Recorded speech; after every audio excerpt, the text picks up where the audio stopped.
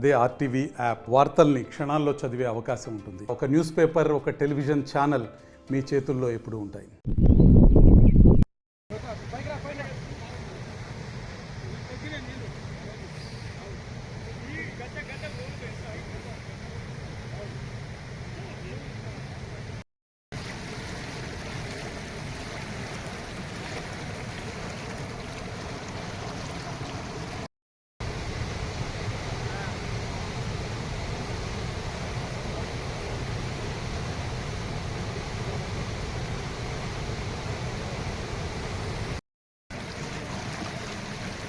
चलो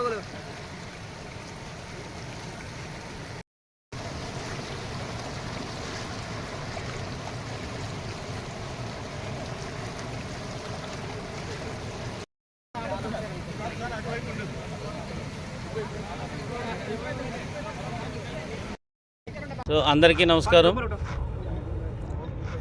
గత వారముగా మనకి ప్రకాశం జిల్లాలో కురుస్తున్నటువంటి వర్షాల కారణంగా చాలా ఏరియాస్లో జలదిగ్బంధం అయింది.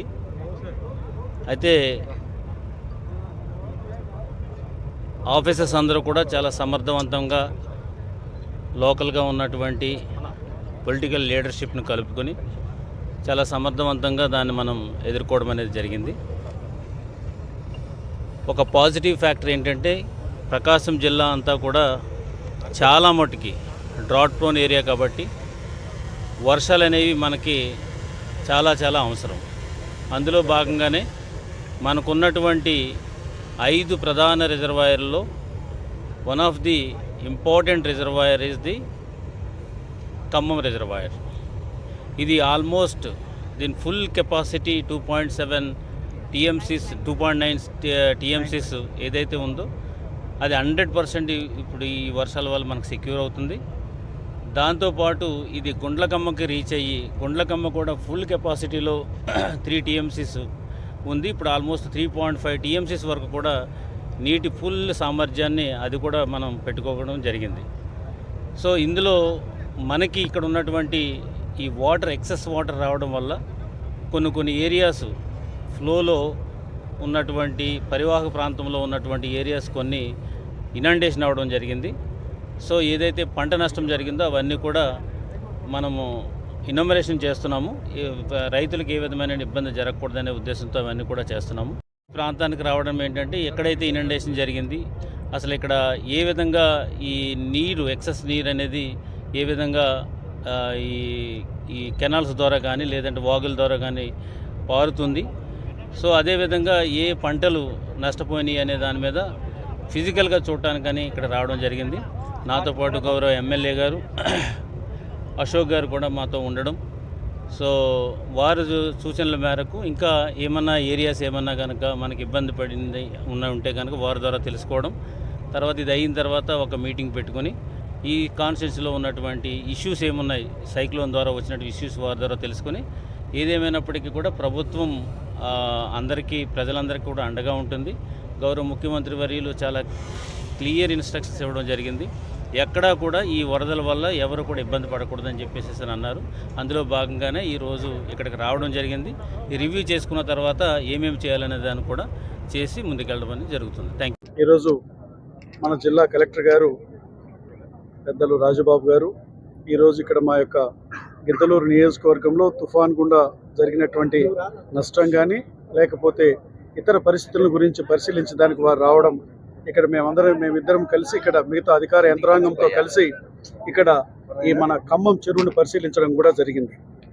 ఒకటైతే నిజం, గౌరవ ముఖ్యమంత్రి నారా చంద్రబాబు నాయుడు గారి నేతృత్వంలోని ఎన్డీఏ కూటమి ప్రభుత్వం మొన్న ఏదైతే 4 రోజుల కిందట వచ్చినటువంటి తుఫాన్ని సమర్థవంతంగా ఎదుర్కోవడంతో పాటు మా జిల్లాలో మా కలెక్టర్ గారు ఏదైతే ఉన్నారో వీరు సంపూర్ణంగా ఇక్కడ అధికార యంత్రాంగాన్ని పూర్తిగా అప్రమత్తం చేయడం ద్వారా ఈ యొక్క తుఫాన్ని వచ్చేటువంటి దాన్ని మనం ఆపలేం, కానీ తుఫాన్ తర్వాత ఉన్నటువంటి పరిస్థితులను పూర్తిగా మన యొక్క అనుకూలంగా కంట్రోల్లోకి తీసుకోవడం జరిగింది.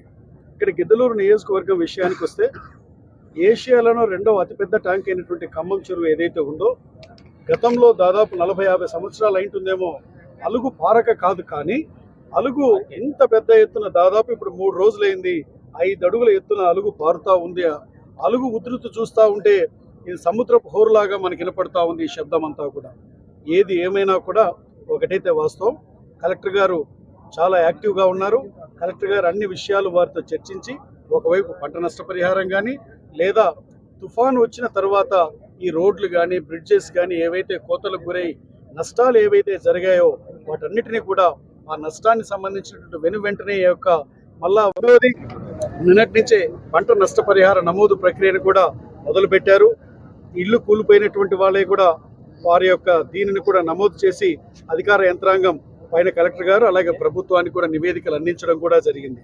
ఏది ఏమైనా కూడా తుఫాన్ని మనం అడ్డుకోలేం, కానీ తుఫాను వచ్చిన తర్వాత ఉన్నటువంటి పరిస్థితులని గౌరవ ముఖ్యమంత్రి చంద్రబాబు నాయుడు గారు, ఉప ముఖ్యమంత్రి పవన్ కళ్యాణ్ గారుల నేతృత్వంలోని ఎన్డీఏ కూటమి ప్రభుత్వంలో మా జిల్లాలో మా కలెక్టర్ గారు అయితే సమర్థవంతంగా పనిచేస్తున్నారని తెలియజేస్తూ ఖంబానికి సంబంధించినటువంటి ఈ యొక్క పర్యాటక కేంద్రం కానీ ఇతర విషయాలను కానీ బోట్ విషయం కూడా శాంక్షన్ అయింది. ఇక్కడ అతి త్వరలోనే ఆ పైన వచ్చేటప్పటికి రిసార్ట్స్ ఇవన్నీ కడుతున్నారు.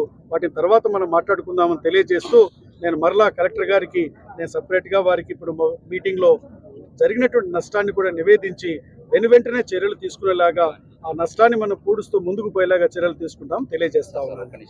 తెలుగులో ఫాస్టెస్ట్ న్యూస్ యాప్ ఇప్పుడు కొత్త అవతారంలో 5 సెకండ్లోనే పూర్తి వార్తా సమాచారం మీ చేతిలో. సోషల్ మీడియా ట్రెండ్స్ మీ కళ్ళ ముందుకే live TV and voice search options తో ఇప్పుడే డౌన్లోడ్ చేయండి. యాప్ లింక్ డిస్క్రిప్షన్లో ఉంది.